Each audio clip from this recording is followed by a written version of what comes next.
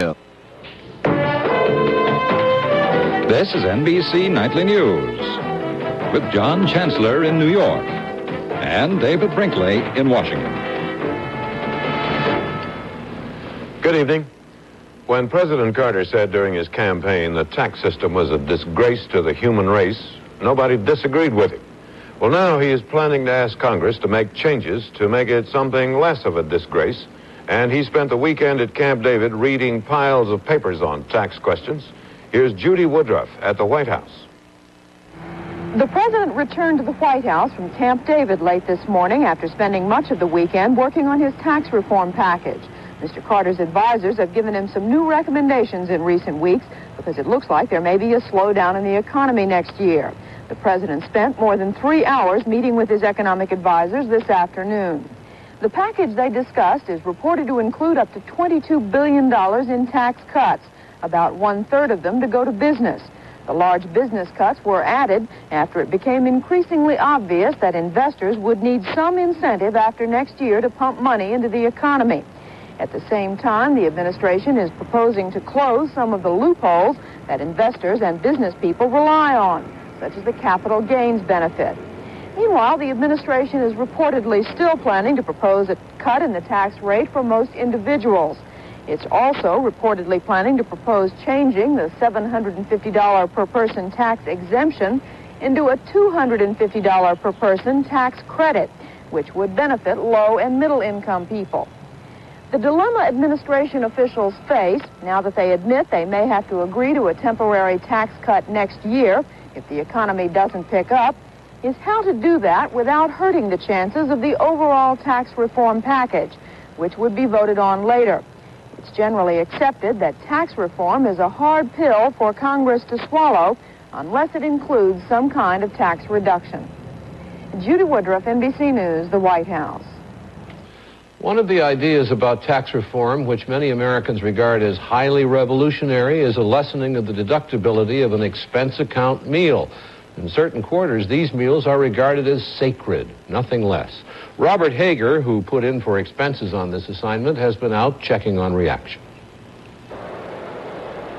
On Wall Street, stock traders are worried. Along Madison Avenue, advertising agency people are upset. At the expensive 21 Club, the owner is predicting economic disaster. All because the Carter administration is talking about restricting the amount of business entertaining companies can write off as a tax deduction. That's seen as a direct threat to one of American business's most cherished institutions, the expense account lunch. Those who eat expense account lunches say they're a legitimate business function. I see people at lunch to extend my working day, like I see them in the evening, or I see them at breakfast, or I make my business decisions not based upon my tax position. It makes a normal 8-hour day into a 10-hour day under very neutral surroundings. But some businessmen admit their lunches are sometimes less than all business. I write some stuff off. If you go out to lunch and you have lunch and you spend about 2 seconds talking about business and the rest of the time talking about sports or women or whatever is going at the time. There's so much padding and wheedling and hedging going around in all other forms of business. Corporations on their own have more shenanigans going on, and I think allow us our little shenanigans with the expense account. I'd miss it. I'd miss it. I'd miss it. I'd lose some weight. I'd lose some weight, no question about it. You would? I would miss it like hell. Can I say that on the air? But a lot of businessmen believe this is a serious matter. They're organizing a big lobbying campaign to preserve business lunches and entertaining. Robert Hager, NBC News, New York. If the restaurant owners are right, restrictions on the business lunch would reduce their income and put some of their staffs out of work. So Internal Revenue would pick up a few dollars on lunches not deducted and lose as much or more in tax collections from restaurants and their staffs. Welcome, neighbor. Hi, Mr. Cholesterol here. Nice housewarming. I brought some spare ribs, pizza, butter noodles. Hey, Fleischmann's margarine. It's the only leading margarine made from 100% corn oil. It has no cholesterol. Zero. It's high in polyunsaturated. And it tastes great. Fleischmann's Margarine, ideal for low cholesterol modified fat diets. 100% corn oil, 0% cholesterol. Behind the great name, great cars. The 1978 DeVille's, spacious and luxurious, yet engineered for today's world. Agile, responsive. The 1978 Eldorado, with front-wheel drive and a flair all its own. Seville by Cadillac, internationally acclaimed. Behind the great name, great cars. Cadillac 1978.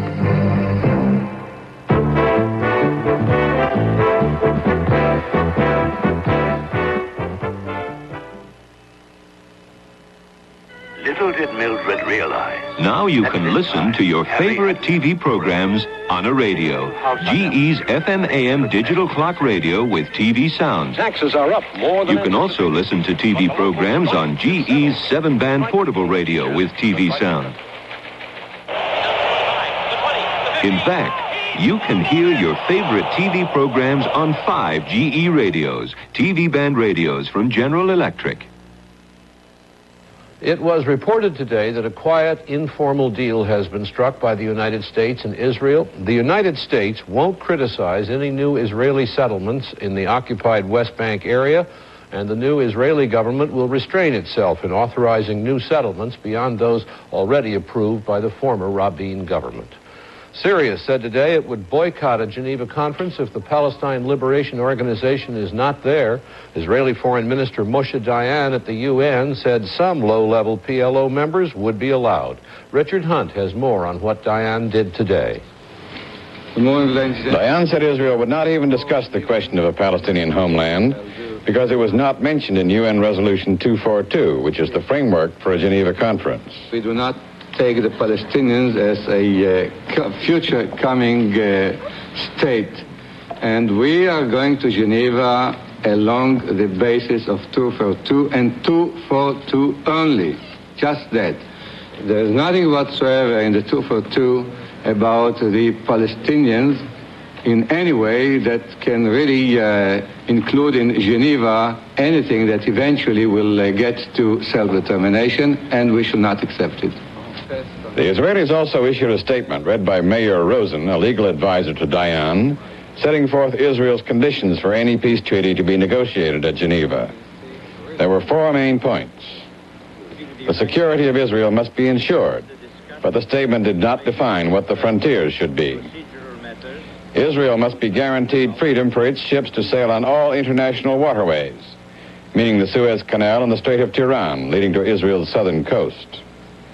Israel's water sources must be secured.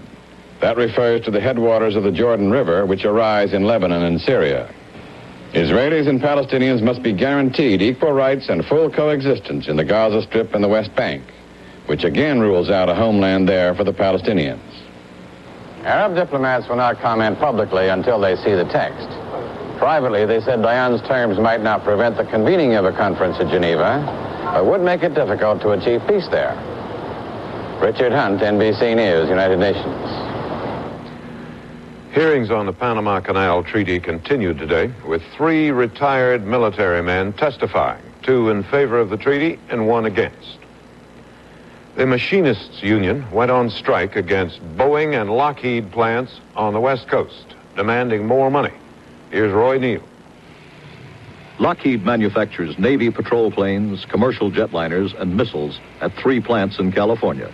Those plants were virtually shut down when the machinists walked off the job in a dispute over wages and seniority. Negotiations broke off last week, and no new date has been set for talks to resume. A company spokesman said that all 3 plants will remain open, but admitted that production has been delayed. Almost 15,000 aerospace workers went on strike at the Lockheed plants in California today. A week ago, more than 20,000 went out at Boeing in Seattle. There, the dispute is mainly over money. Federal mediators have been trying to get labor and management back to the bargaining table, but so far they've been unsuccessful. Boeing is the largest employer in Seattle. The impact of the strike is expected to hurt the local economy if it lasts much longer. And right now, there's no end in sight. Roy Neal, NBC News. The U.S. Patent Office finally decided who invented the laser, or one type of laser, and the inventor is about to get a patent, which means, to him, money. Robert Bazell. Gordon Gould has been puttering in laboratories without much reward most of his life. From childhood, practically, I knew I wanted to be an inventor. But after years of struggle, Gordon Gould has struck it rich. Because of lasers, concentrated beams of light that have thousands of uses in defense, in medicine, even for cutting clothes in a garment factory. Gould says he invented one of the major types of lasers 20 years ago. Tomorrow, Gould will get a patent entitling him to collect royalties from all the companies making that type of laser. It could be worth millions. I actually thought of the way in which to make a laser work in a kind of a flash of intuition in November of 1957. And I wrote it all down in a notebook in one weekend. It was that notebook that finally convinced the Patent Office, after years of arguments, that Gould was the first to get the idea. Actually, the proof that this was actually written back in 1957 was this notary public signature, Jack Gould, no relation. He happened to run a candy store down the block from where I was living with my wife at the time. And so as soon as that weekend was over, I rushed over and got him to notarize it. Are you going to become wealthy because of this? It looks like I am. I never imagined it would actually happen. Robert Bazell, NBC News, Gaithersburg, Maryland. A Senate subcommittee said today that the administration has underestimated the amount of help the government can give this year if there's a hard winter.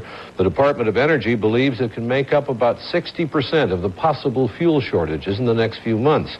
But the subcommittee says the federal government, in its view, won't be able to help very much. And in Kansas City, Missouri today, some painful memories. A month ago, the city was hit by a terrible flood. Mike Jackson went back for a later look. The Kansas City flood killed 25 people, did millions of dollars in damage. It was a disaster experts say can happen only once every 500 years. The big flood came 4 weeks ago tonight, and it was raining again today in Kansas City. Nobody will ever forget the flood, but few people are preoccupied with it because most of them are too busy trying to bring their lives back to normal. Getting back to normal seemed impossible a month ago for Frances Bertonson. Her curio shop was filled with mud and debris. Even she was surprised she was able to open the doors today and begin selling again. Well, yeah, I guess it looks a lot better than it did, but we've got a long ways to go. We've worked with day and night trying to get this far, and I don't know if I'm sure we'll make it if we got this far. Like Frances Bertonson, most of the merchants here are spending a lot of their own money, hoping to get back on their feet for the Christmas season. The city is spending money, too, for bridge and street repairs, even though officials are not yet certain how much of that expense will be paid back by federal disaster funds. Mike Jackson, NBC News, Kansas City. Vladimir Kovalyanok and Valery Ryumin are on their way home from space, the latest victims of a jinx which has haunted the Soviet space program for years. They were unable to dock with their space station, and they may land on Earth sometime tonight. The Nobel Peace Prize for 1977 was awarded today to Amnesty International, founded in London some years ago, and today the world's largest organization devoted to human rights, members in 78 countries. And in a delayed award, the 1976 Peace Prize went to Mairead Corrigan and Betty Williams, Crusaders for Peace in Northern Ireland. Paul Cunningham has more on that. Since their crusade began 14 months ago, the two women have been threatened with death, and they've been clawed, kicked, and beaten by those who oppose their efforts to bring peace to Northern Ireland. And though the killing there continues, with the latest only 2 days ago, Mrs. Betty Williams and Mairead Corrigan have seen thousands of supporters around the world rally to their movement and message that the violence in Northern Ireland has achieved nothing. With the Nobel Prize money, they hope to finance projects aimed at fostering friendship between Catholic and Protestant children. And here is how they took the news of the award. I wasn't looking for a Nobel Peace Prize when I stood up and sort of said what I believe to be right, that the war in Northern Ireland was a war of insanity and that people were dying for no sane reason. I accept the prize on behalf of people who are involved in the struggle of non-violence for peace and justice in our whole world. I just feel very, very humble that I have received this prize, and I'm sure it should have gone to lots of other people. Paul Cunningham, NBC News, London. In a moment, our segment 3 this evening will be a careful look at the discord in Northern Ireland and why it's not likely to end very soon. Are you an overdoer? If I don't do it, who will? Someone who occasionally gets an overdoer's backache? Well, that does it for today. You should try Doan's Pills. Doan's contains a medically proven pain-killing ingredient that relieves backache pain and strained muscles for hours. So if you're an overdoer... Be careful, honey. Ooh. Remember Doan's Pills. Doan's. It takes the ache out of backache. Hi, I'm Joe Namath. When you want to play like a pro, you need the right equipment. And when you want to fry like a pro, you need the right equipment too, like the Fry All Deep Fryer from Hamilton Beach. Its compact square shape lets you deep fry chicken fast, deep fry shrimp fast, deep fry onions fast, deep fry potatoes crunchy fast. It even grills, cooks, and boils. The Fry All. It cooks and fries anything at all. And for juicy burgers, there's the Little Mac and the Double Mac. All great gifts from Hamilton Beach. Scoville World of Appliances.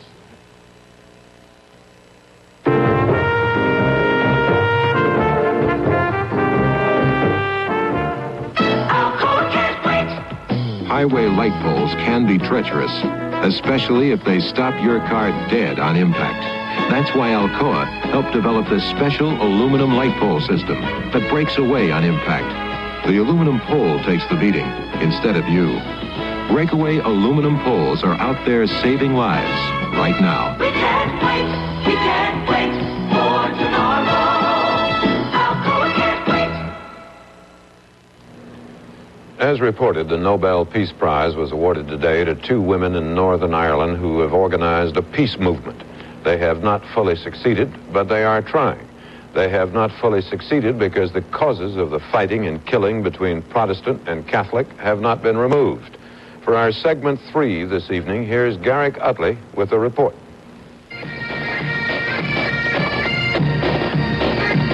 Their ancestors came from Scotland more than 350 years ago. They brought their music and their Protestant religion. At a bend in the Foyle River, they established a colony. The place's Irish name was Derry. The settlers renamed it Londonderry. When the Protestants arrived here, they occupied the high ground and built a fortified city. Some of the original walls are still standing. The Catholics, though, were forced to live down here, outside the walls, in a swampy area known as the Bogside. And more than 3.5 centuries later, they're still there. It was here that the current violence in Northern Ireland exploded in 1969. It was here in 1972 that 14 Catholics were shot dead by British troops on Bloody Sunday. It is here that Irish resistance to British rule is as strong as ever. Eileen Semple lives in the Bogside. Like so many Catholics and Protestants, she is tired of the violence. She organizes meetings with other women where the mood is one of despair. My children, when they go out, I'm afraid all the time, Phil. I'm waiting on them to come in all the time. You're under a strain all the time. You feel nervous.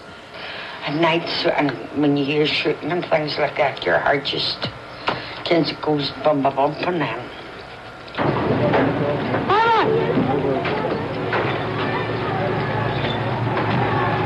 It is violence like this which causes the war weariness.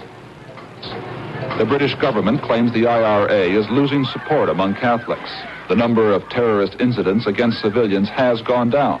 But attacks against soldiers and police, the symbols of British rule, have increased.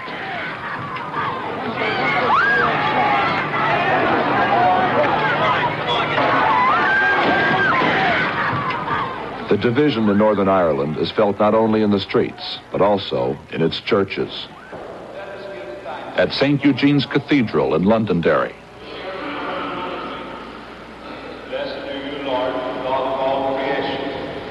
The Catholic Church condemns the IRA's violence, but it strongly supports Irish Catholic aspirations that the British government will one day get out of Northern Ireland. On the other side of Londonderry, the members of the Ebrington Presbyterian Church worship in their way.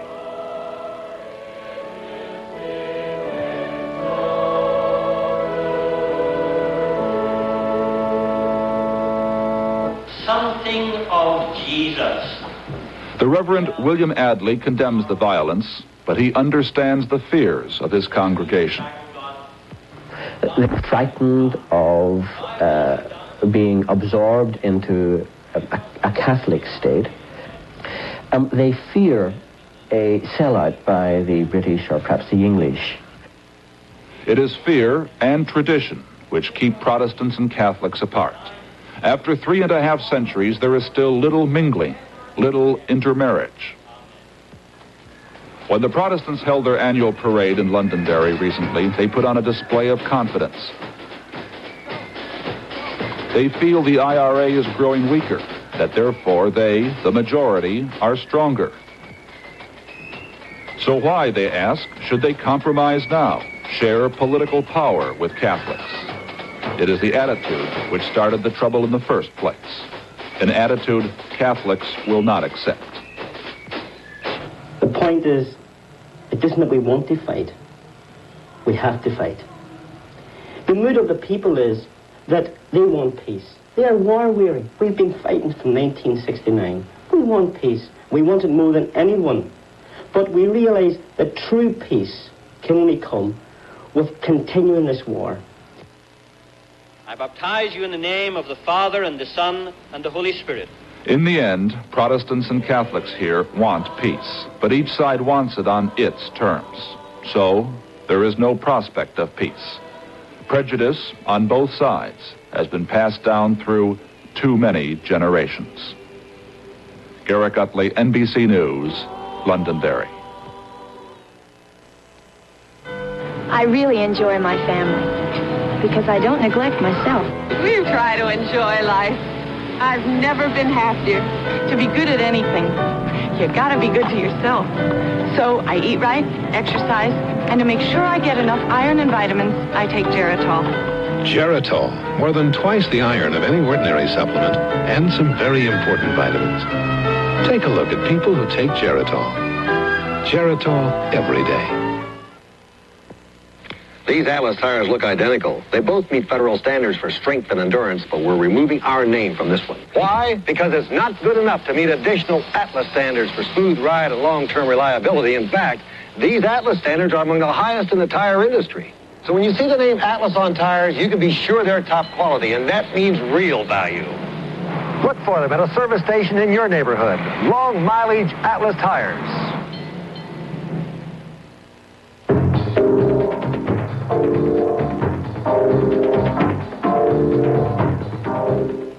Are you a denture wearer? Yes, I am. Do you use extra strength Efferdent? No, I don't. Will you try Efferdent on this denture material badly stained with blueberry? Okay. It's horrible. The blueberry stains in between are unsightly and just terrible looking. Watch Efferdent with 5 cleaning ingredients attack stubborn blueberry stains. In minutes, the stains are gone. I'm really surprised. The stains are completely gone from in between.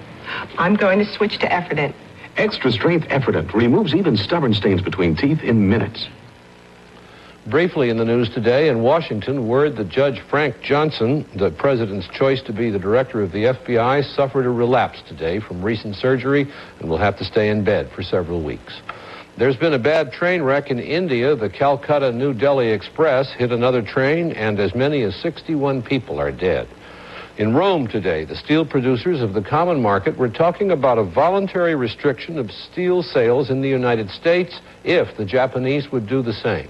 Both European and Japanese steel makers have been accused of dumping on the American market. And in Washington, a surprise, the Postal Service says it may be in the black in fiscal 1979 for the first time since it was formed in 1971. David? It may not be hot air balloon week where you live, but it's hot air balloon week in Albuquerque, New Mexico. And there, it's a big deal. Big and happy and beautiful. Jack Perkins is there looking at it. There was a glorious spectacle seen here that has never been seen by anyone anywhere else. But then this is Albuquerque, New Mexico, where they take hot air balloons seriously, paint them on the sides of their buildings, or design their buildings to look like them, where they sell hot air balloon badges, patches, T-shirts, jackets, and license plates declaring this the hot air balloon capital of the world. Of the world? Well, there are more hot air balloons in America than anywhere else. There are more hot air balloons in Albuquerque than any city in America. And this week, Hot Air Balloon Fiesta Week, there are more balloons here than have ever been anywhere. 200. From the ground, it's beautiful. From the balloon, floating along, picking leaves off treetops, having people stand on their roofs to greet you, or bike along to chase you, it's important. And the people are so friendly. And isn't that the greatest part of ballooning? That people are interested in you? If you had been ballooning for 7 years and were asked to describe it, could you? No, I've been trying to do that for about 7 years now, and I haven't been able to do it. It's quiet, and you're drifting with the wind, and it's a free spirit sort of sensation. I don't know how else to describe it. It's just, it's neat. To see the kids down here and the grown-ups up there, one is reminded the only difference between men and boys is measured simply by the size of their toys. Jack Perkins, NBC News, Albuquerque, New Mexico. Thank you, and good night from Washington.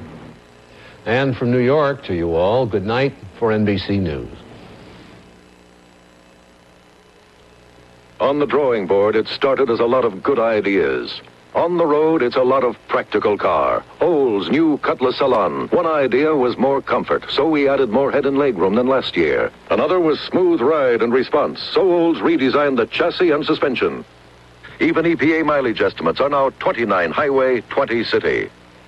Olds' new Cutlass Salon is more than mere practicality. It's a car full of new ideas. Can we build one for you? Litton announces the biggest cooking breakthrough since microwave, the Litton Meal-in-One Microwave Oven. Its secret is a unique cooking system that lets you cook a complete meal. 1, 2, 3 foods, all at the same time. And it has a solid-state memory so you can just touch and cook fast and simple. The new Litton Meal-in-One Microwave Oven. Another reason why Litton is changing the way America cooks.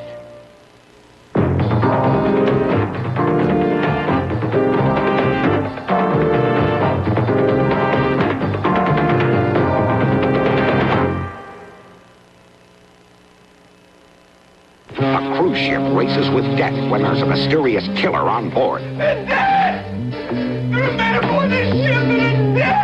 Patty Duke Aston, Claude Akins, George Hamilton, Frank Converse, and Susan Howard, dying one at a time. Killer on board. Tonight at 9, 8 Central and Mountain, right after a brand new Laugh-In special.